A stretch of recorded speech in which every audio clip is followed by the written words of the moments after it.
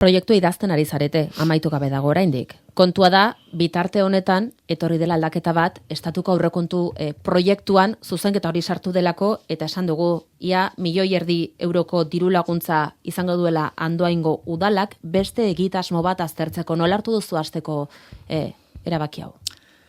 Ba, iruditu zait, hitz batean esateko txiste antzeko bat. Txiste bat. Zergatik? Zergatik? Bitu, guk dauzkagu errepidetan jende asko ez du jakingo, Gipuzkoan eta baita Euskal Herrian ere. Guk dauzkagu errepidetan eskumen osoak, esklusiboak esaten dana, ez? Erabateko eskumenak. Hemen inork ez digu sekula laguntzen, ez estatuak, ez jaurlaritzak, ez Europak, inork ez, guk kudeatzen ditugu onerako eta txarrerako. Gure diru iturriekin, Diputazioko diru iturriekin, edo bidegiren kasuan jasotzen den diru horrekin, eta gure eskumen osoa da. Orain, aste honetan adibidez, EH Bilduri entzuten nion, izuela hezkuntzako eskumen esklusiboa, badaukagu hezkuntzaren eskumena, baina esklusiboa, zenbat gai jartzeko gai delako estatua, eta berriz, eskumen esklusiboa daukagun gai batean, errepidetan, Madrida joaten da laguntza eske. Hau ezin du inork ulertu. Eskumen, Euskal Herriko eskumen zaharrenetakoak dira errepideak. Bai Bizkaian, Araban, Nafarroan eta Gipuzkoan.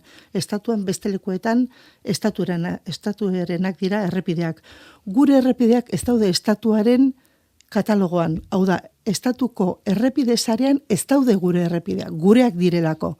Guk dauzkagu gure Diputazioko errepide katalogoa eta errepide sarea.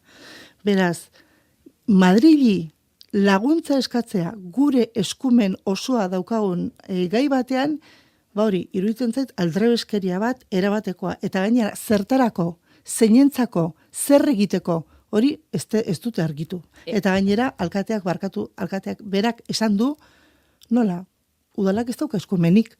Ordun, nora iritsiko da diru hori? Nori emango diate? Zertarako? Praktika nola jokatuko da? Diru laguntza badago, proiektu bat idatziko da, aldundiak kontuan hartuko du proiektu berri horrek dakarren egitasmoa? Baina nola onartuko dugu? Ez daki zeinek egindako proiektu bat gure errepiderako. Baina hori, ezin da ulertu ere egin.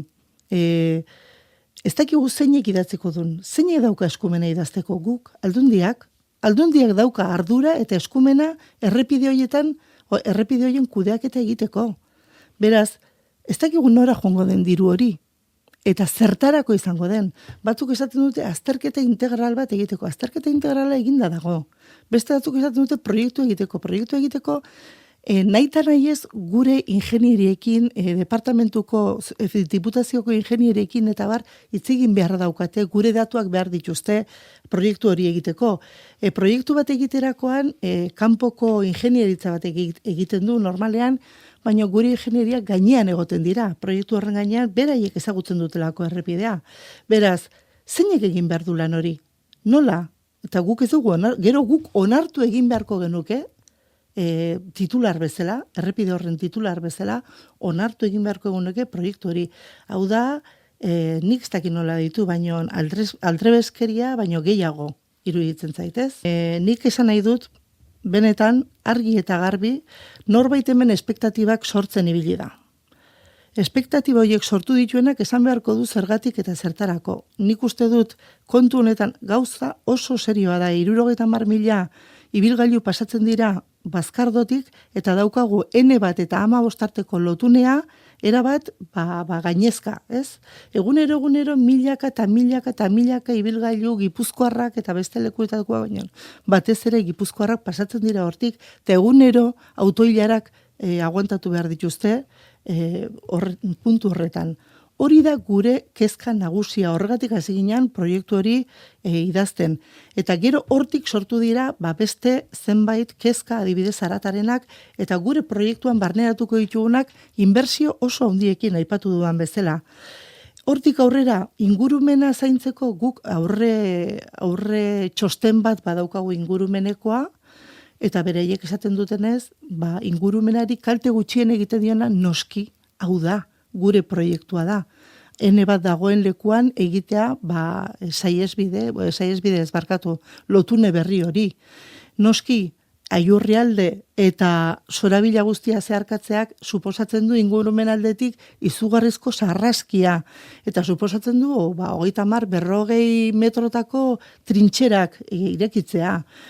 Nik ez dut ulertzen, orain dela 2011an saiesbidearen aurka zeudenak, adibidez EH Bildu bera, ordun ez dakiz ze izen zeukan, aldatzen jundalako Ezker Abertzalearen marka, aurka egotea, kamisetak ateratzea esanez saiesbiderek ez dugu nahi, esatea bide azpiegitura erraldoien kontra gaude, urtetan, eta orain zer eta Madrida joatea bide azpiegitura erraldoi baterako dirubila, eta ingurumena badirudi etzaiela jola, ez? Argi eta garbi dago ingurumenaren